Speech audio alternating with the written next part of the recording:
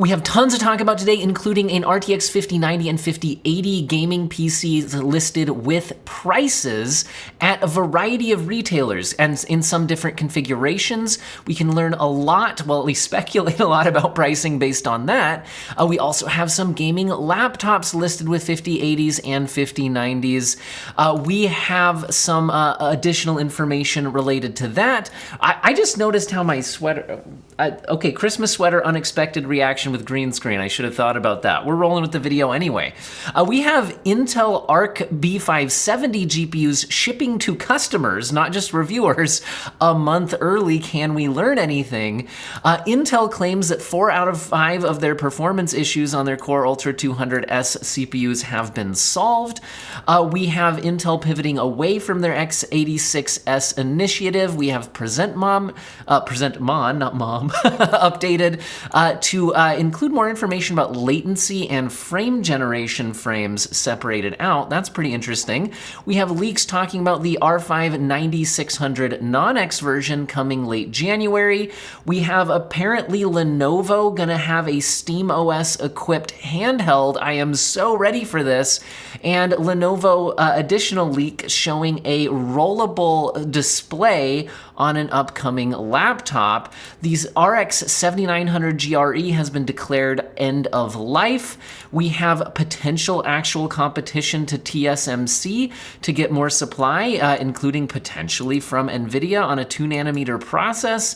We have some gaming updates about Monster Hunter Wilds PC performance could be better than expected based on the beta.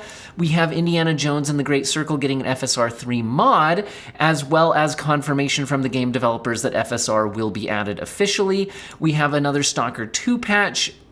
That's, I think, worth talking about, as well as the game being profitable and a little bit of system requirements about an upcoming game.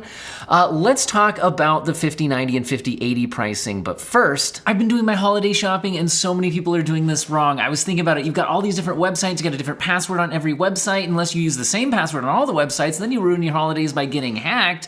Well, if you want to avoid getting hacked, but also have everything easily autofill, this is where Keeper Security comes in. Keeper makes it easy to create and securely store your passwords in a personal password manager that you can access anytime, anywhere, on any device. Here's how it works. Use Keeper's built-in password generator to create a strong, unique password for all of your accounts.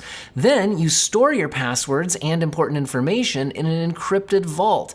Then use Keeper Fill to automatically fill in your credentials on any device when you log into your accounts. But Keeper does more than just manage passwords. You can also securely store vital information like credit card details for online shopping, your passport for holiday travels, and even personal notes or files. If you need to share anything from your vault, you can do so safely and securely with enterprise-grade security. Keeper ensures your data is protected and easily accessible from your phone, tablet, or desktop. Make your holiday season smoother and more secure with Keeper by getting 40% off today when you use code DanielOwen40 at checkout. And if you aren't ready to buy yet, Keeper offers a free, 100% free 30-day trial to help you get started. Don't just take my word for it though. Keeper has over 300,000 5-star reviews in the app stores. Check the link in the video description and/or pinned comment. And huge thanks to Keeper for sponsoring today's video. So can we actually learn anything from the RTX 5090 and 5080 systems that have been listed online with pricing? Well, couple of things. One retailer that has listed both has different configurations for the rest of the system, which adds some complications. However, we have a different retailer listing the 5090 system with the same otherwise spec'd out PC components, but that's at a different retailer. But the same specs, and this being an Acer PC, it's possible they're listing the MSRP correctly. And there's some additional evidence that that's the case because both of these sites list the same price on the model that does match between them. How about we get into the details on this a little bit? So at videocards.com, they've captured some screenshots of a retailer listing a 5090 PC, which again confirms that it has 32 gigabytes of VRAM, and a 5080 PC, again confirming it's 16 gigabytes of VRAM. I've reported on that in the past, but now we have pricing. The 5080 PC is listed at 3,500 euros. Remember that European pricing for my American viewers does include their, I think it's like 19% VAT or something along those lines. Whereas, American pricing doesn't include taxes on it. So just keep that in mind. Anyway, I'm less interested in the specific price and more interested in the price differential between the 5080 equipped PC and the 5090 equipped PC. However, from what videocards.com has captured here, there's the complication that the 5080 PC, as far as the rest of the system specs, only has 32 gigabytes of system RAM and a Core Ultra 7 processor and a 1 terabyte hard drive. Sorry, solid state drive. Living in the past, guys. The 5090 equipped PC has 128 gigabytes of DDR5 system RAM, a Core Ultra 9 processor, and a 2 terabyte SSD. So the price differential for that 5090 PC being at 6,000 euros compared to 3,500 euros, okay, that's 1,500 euro difference, but again, there's those other differences in parts, so we can't conclude that the entire price differential is based on the 5090 itself versus the 5080. However, I'm going to flashbang you. We have Notebook Check, who has a more closely spec'd RTX 5090 comparison PC. If we look at the RTX 5090 equipped comparison PC, it's still an Acer Predator design. And this one's coming in at 4,700 euros, so we're down quite a bit, and that's because it's down to 32 gigabytes of DDR5, a Core Ultra 7, and a 1 terabyte SSD. In other words, it matches the specs listed from the PC that we saw over here with this 5080, except that this one has the 5090 is the only difference in part. The issue is that these are not from the same store, which means that pricing could be different. However, there's some evidence that these prices might actually be just following Acer's, official list prices that they're wanting these to be listed at, right? Because, for example, if we look at the Acer Predator with the Core i7 32 gigabyte RAM with the 5080, etc., same specs but with the 5080, that's listed at 3,500, which again matches the 3,500 that we saw at a different store listed where videocards.com captured this. In other words, we have the complication of the PCs listed with the 5080 and the 5090 at the same store have different components. However, we have a PC with the same components with the 5090 in it, but from a different store. However, the PCs that match up between various stores, meaning they have the 5080 and the 32 gigabytes system memory, the Intel Core Ultra 7, and the 1 terabyte SSD, all list at 3,500, indicating that there is some price correlation between the different retailers, meaning that it's possible that these all do have a set price and would correlate. Does that make sense? Okay, we following all of this. So, with that major caveat of different retailers, we can take this Notebook Check data and say that, okay, on these matching parts, other than the 5090, we're going from 3,500 up to 4,700, so a 1,200 euro difference. So the only part differential is that 5090 versus the 5080, and it's a 1,200 euro difference. Now, these are pre-built PCs, for one thing, so we should not take that as saying that the actual MSRPs for the 5090 and the 5080 will have a 1,200 euro difference. Also, these could be placeholder pricing, despite the evidence that I suggested where maybe that's not the case, so we shouldn't read way too much into this. Also, there's the fact that these are Acer Predator PCs, which means they're going to be having Acer Predator GPUs in them, not NVIDIA's MSRP models, right? So it's also possible that the markup on a 5090 Acer Predator edition could be much higher than the markup comparing base models, if that makes sense. So we have a limited amount we can learn from this, but at least between these two otherwise matched PCs, and the only difference between 5090 versus 5080, and both of them being Acer Predator designs at least, €1,200 difference. Now that's a much bigger difference than we saw between like the 4080 and the 4090, at least when looking at their MSRPs. But again, their MSRPs were base model pricing, and it's also true that the custom card designs from partners often did have large markups, including hundreds of dollars, because on these top-end designs, especially on your 90 class, if there's no higher tier GPU above it, the sky's kind of the limit on how high they can price those, especially if there's no competition from AMD or anything like that at the high end, which is what AMD themselves has indicated.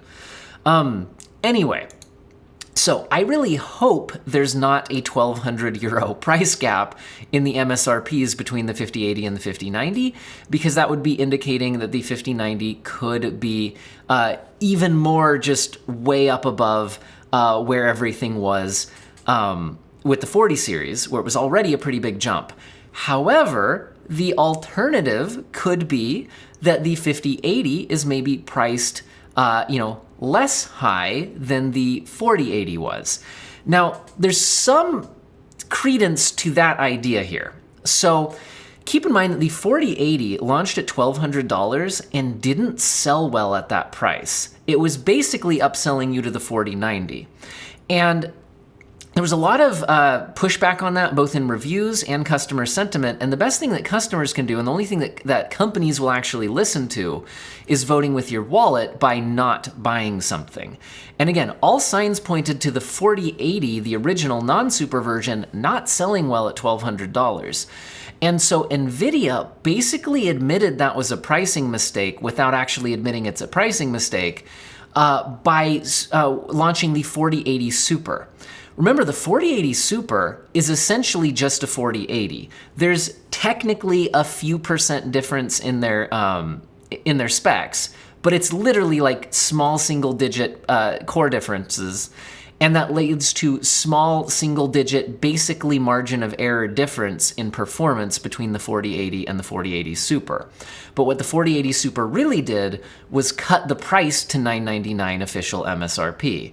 In other words, it was a $200 price cut because the 4080 was overpriced and not selling well at $1,200. So there's at least some chance that NVIDIA will have learned from their mistake, that, right, they're gonna try to push pricing as high as they possibly can. I mean, they're a for-profit business. That's literally, why they exist, right? They're gonna try to make as much profit as they possibly can. But if they price too high and people actually don't buy it, then they have incentive to lower price. And that seems to have actually happened with the $1,200 pricing on the 4080. So potentially this could indicate, what if the 5080, costs less? If it comes in at $1,000 or even $800, right? I mean, we saw the 3080 wasn't the 3080 a $700 MSRP, and they tried to price gouge with the 3080 Ti during the whole pandemic-infused, and cryptocurrency boom and all of that, GPU shortage. Anyway, there's also, when you look at the specs, when you compare the 5080 to the 5090, the 5080, at least in the rumored specs, and listings like this showing it actually having the 16 gigabytes of RAM as rumored and stuff like that, are pointing to those leaks being accurate. The leaked specs show that the 5080 is massively cut down compared to the 4090, more so than the 4080 was compared to the 4090, and that was already a bigger gap than we had with the 3080 and the 3090. So it's also possible that the card that's being called a 5080 and sold as a 5080 is maybe more deserving of being something like a 5070 Ti from the actual specs. And so potentially it could come with a lower than expected price, but also lower than expected performance relative to the 5090, if that makes sense. So anyway, there's a lot we can still learn about the pricing overall here. But I think that's the best we can do so far based on this evidence and previous pricing histories. Now, we also had some Asus ROG gaming laptops listed with RTX 5090s and 5080s. So we can learn a bit about this. There's also some pricing listed on it. It's fairly high. Videocards.com has captured some of this information. Again, pricing at this point could be placeholders, and they're only getting the fact that these are 5080s and 5090s. A lot of that information coming from a document that I've reported on a long time ago that was leaked by Clevo, who does a lot of laptop designs, indicating the kind of the board names like GN21-MB1 being 4090 and 4080, and GN22 board 1 being X11, X9, X7. Kind of getting us the ideas of what these would be. Anyway, so that's how this is kind of all put together, and then you can see this document, which is captured here at videocards.com, but I believe was put together by, who was the actual source of this, Huang514613 on X, kind of giving us an idea of what we've seen so far. Anyway, like I said, I'm not sure how much we can learn from this. These prices do look fairly high, but these are also, Asus ROG branding, which is going to be high-end. It's going to be priced high. We'll have to see what else is available when these are official, and what they end up launching with. It does look like it is confirming that the 5090 laptop version will probably be a 16 gigabyte part, and so will the 5080 and have GDDR7. All right, let's go ahead and move on to some other news. Again, I mentioned in the intro that a customer has already been shipped a B570 because they were available for pre-order, and apparently they already shipped, despite that obviously being a mix-up because these cards are not supposed to be available until well into January. That's interesting, and if you're wondering, wait, but drivers aren't out, was he able to get the card actually up and running? And the answer appears to be yes. So what he did was to actually just force the B580 driver to work by ignoring some checksums and whatnot, and he actually was able to get the card up and running. However, he says that his Windows PC is only a PCIe 3.0 based system, and so, and his daily driver system runs Ubuntu, so doesn't have driver support at this point. And so basically, if you're wondering, could we learn anything about the performance here, I would say the answer is no, although he does say it is up and running games. It's on a PCIe 3.0 system. Like this isn't a great test bed for the full potential of this card, and he's mostly just saying that he confirms some games are running, but doesn't really give us a lot in the way of specifics. But that's kind of interesting that it's already shipped out. Anyway, in other Intel news, but talking about their CPUs, their Core Ultra 200S series did not review well. It underperformed even compared to Intel's expectations, and even Intel had admitted that it would probably just perform about the same as their 14th gen with better energy efficiency. Because they were somewhat, at least said they were somewhat surprised by third-party reviews showing lower performance than they expected, they have identified 5 performance topic issues, and then they say they have root-caused all 5 of them and solved 4 of them. Now, that being said, I will say that outlets who have updated their reviews haven't shown any massive difference overall, although certain games are performing much better now, including some specific games like Cyberpunk. The issues that they stated were unusual scheduling, high run-to-run variation, low single-thread scores, intermittent 1.5x increase in DRAM latency, and performance lower on Windows 11 24H2 compared to 23H2. They say they have root-caused that issue and solved it in a Windows 11 update. Another topic that they say they've solved is Intel APO, Application Performance Optimizer, not demonstrating expected performance results. They say that they have root-caused that issue and have solved it, and in APO supported titles, they're showing a 2 to 14% performance boost. Now, that's not every game, but that's at least nice to get that performance boost on those supported games. They also had a issue with BSODs when launching easy anti-cheat titles on Windows 11 24H2. They are reporting this to have been root-caused and solved with new easy anti-cheat driver distributed by Epic Games for integration into ISV updates. They're also saying a solved issue was select performance settings misconfigured on some pre-release BIOSes, and they have solved that in customer BIOSes now available in the field. And a status issue that they are listing as new and not quite solved yet is new BIOS performance enhancements. So basically just saying they're enhancing performance with some new BIOSes. They're saying that fresh optimizations developed for upcoming BIOS updates, currently in validation by Intel and partners, with single-digit performance enhancements estimated in a 35-game geomean, coming new in motherboard BIOSes planned for January.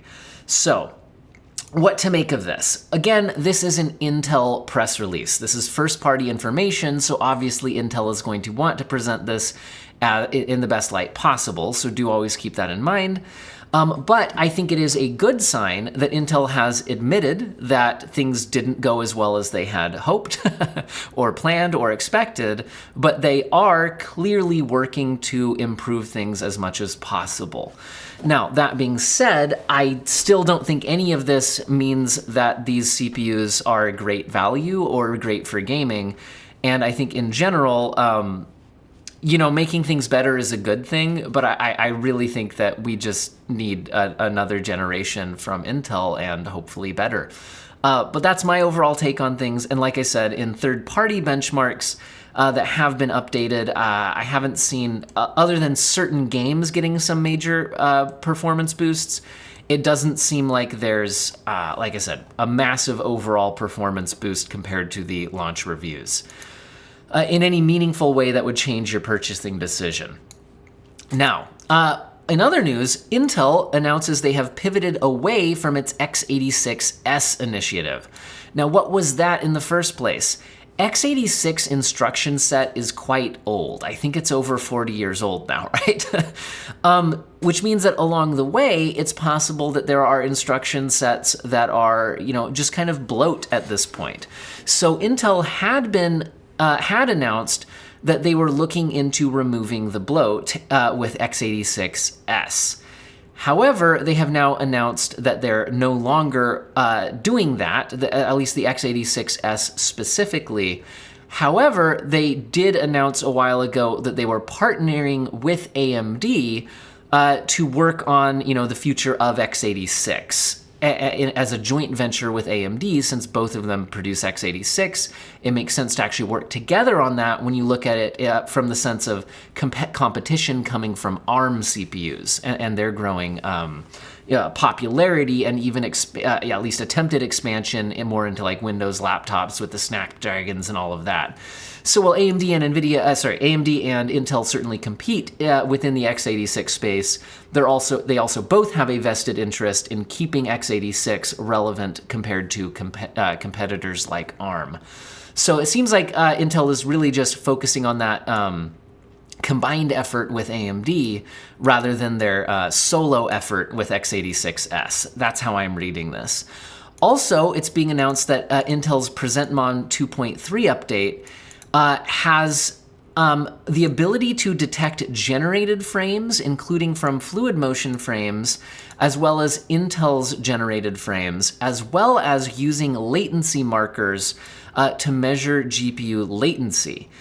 This is interesting because with the expansion of the use of things like frame generation, where you get more frames but at a cost to latency, it's possible that the way we measure GPU performance or gaming performance needs to grow beyond simple FPS metrics, because frames per second used to mean both increased motion fluidity as well as decreased input latency.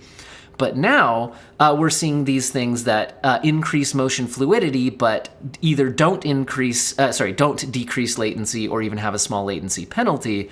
So we might need to be more careful with how we discuss GPU performance and doing a better job of separating motion fluidity from input response.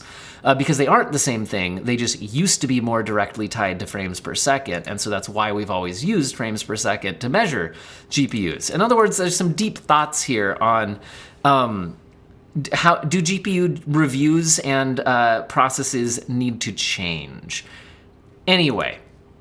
In other news, we have Huang Anfu on Twitter saying the R5 9600 non-X is coming in late January. That's not a big surprise. He's leaked things accurately in the past, so I would suggest that this is probably accurate. Now, what to make of that? The R5 9600X was already lower power, like when you look at the previous generations, the X versus non-X reduced power. But also the non-X versions are usually slightly lower clocked and come with a stock cooler that you could use in a budget build. So my guess here would be that we might not get the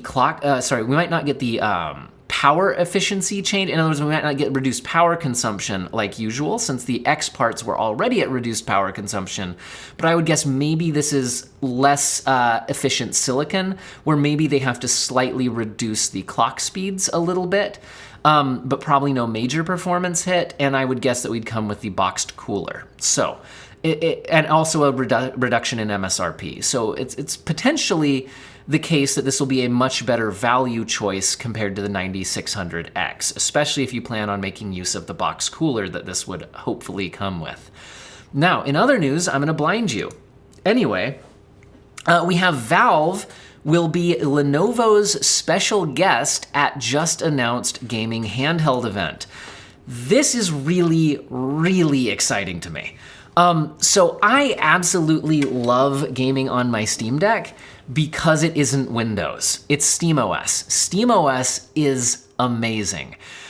Because I'm a busy dad, like the ability to just hit the sleep button, for example, and it just goes to sleep and wakes up hours or even days later, and my game's still up and running, I didn't have to pause it. Just the way you can adjust settings, system level settings on the fly using the controller, just everything about SteamOS is why the Steam Deck is so great. The hardware itself is good too, but like I would be happy to have more options for hardware choices for running SteamOS.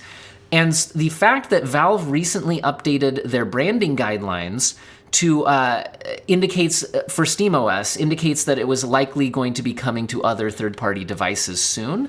And now we have The Verge claiming that Valve will be Lenovo's special guest at a handheld event, talking about the Legion Go. Also, if you look very closely at this photo right here, that appears to be a Steam button like you get on a Steam Deck. So, it's very likely that we are about to hit the point where Steam Decks aren't just made by Valve, or maybe they won't be called Steam Decks, but SteamOS-powered handhelds could be about to expand greatly, and I am so here for that. Especially, another thing I should mention that I love about SteamOS is how it does fossilize to deal with shader. First of all, you don't need to do the shader calculations when launching a game, but also it actually just smooths things out for real. There's so many reasons why SteamOS is amazing, especially for underpowered little handheld devices. And I'm so excited for this. I would personally also welcome a expansion back into more of like a Steam Machine desktop type thing designed to run on a TV like a console with a lot of the SteamOS stuff, because I actually do use my gaming PC on my home theater setup a lot, and Windows is really inconvenient for that. I would absolutely love the option of running SteamOS in that environment, and I'm aware of things like Bazite, but I would like to get the official Valve thing going. Anyway, I am incredibly excited for this. I don't know if you guys are, but I am ready to ditch Windows for a better gaming operating system that's designed around gaming. And anyway, that's a whole other thing. In other Lenovo leaks, we see a laptop coming with a rollable display, and it looks like it won't be expanding the size of the display like it is, but it's going to operate as a second monitor in terms of how the software operates with that. Kind of interesting. I don't know. I always like to see fun and different ideas, so we could explore that. Neat. We're seeing an announcement that AMD's RX 7900 GRE has been declared end of life. This is not official from AMD, but apparently several AMD partners has confirmed this to tweakers. I have this article translated within Chrome to English. It's not an English language article. All my sources will be in the video description if you want to take a closer look at that. I also find it interesting that we're seeing reports that Japanese semiconductor firm Rapidus to rival TSMC with its 2nm process, although 2 years later. They're targeting 2027, whereas TSMC is targeting 2025 for actual commercial availability. But that could be soon enough and advanced enough to even interest partners like NVIDIA. So I think it would be nice to get more competition in the high-end semiconductor space, so I'd be all for that if it had any impact on supply and pricing and whatnot. Some good news on the gaming front, that Monster Hunter Wilds PC performance will be improved compared to the open beta, according to the game developers. Let's hope that's actually true. They've also talked about PlayStation 5 Pro support, console target resolutions and frame rates confirmed and whatnot. I don't want to get too much into that. Just kind of an update that I'll definitely be benchmarking this when it comes out on PC, and I'm hoping it does a lot better than the beta test, because that was very CPU bottlenecked as well as hard on the GPUs, given what the game looked like. Anyway, especially at the lower settings that you had to use to run on lower end hardware. We have Indiana Jones and the Great Circle getting an FSR 3 mod by Pure Dark, but also game devs announcing that they are working on official AMD FSR patch, although they didn't specifically mention frame generation on the official announcement, although that could certainly be the case. Stalker 2's patch 1.1 has some performance optimizations as well as enhanced A-Life and more. When I benchmarked this game, I said that it seemed fun, but I think most people would probably benefit from waiting for more patches. Those patches are coming, and it looks like they will continue to come because we're seeing that Stalker 2 is already profitable according to investors, might even get a Netflix adaptation. So in general, I'm happy to see that performance is being worked on, as well as gameplay and systems and things like that. That's pretty cool. In systems requirements announcements, we have GRYPHLINE announces Arknights Endfield PC beta test, as well as system requirements. Not enough detail on the system requirements for me to do any kind of dedicated video on this, nor am I sure how popular the game will be. But we see the minimums listed as a Core i5-9400F or equivalent CPU and a GTX 1066 GB, 16 GB of system RAM and 60 GB of storage, but there's no mention of what that performance would be. My guess would be 30 FPS, possibly upscaled to hit 1080p, because that's generally what games mean by minimum these days, but not always.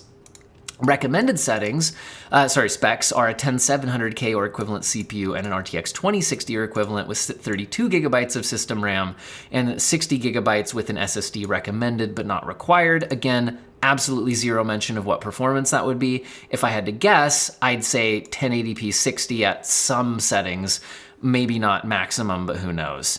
Anyway, that's what I've got for you guys today. Hopefully you enjoyed the video, found it useful and or interesting, and I hope all of you have an excellent day.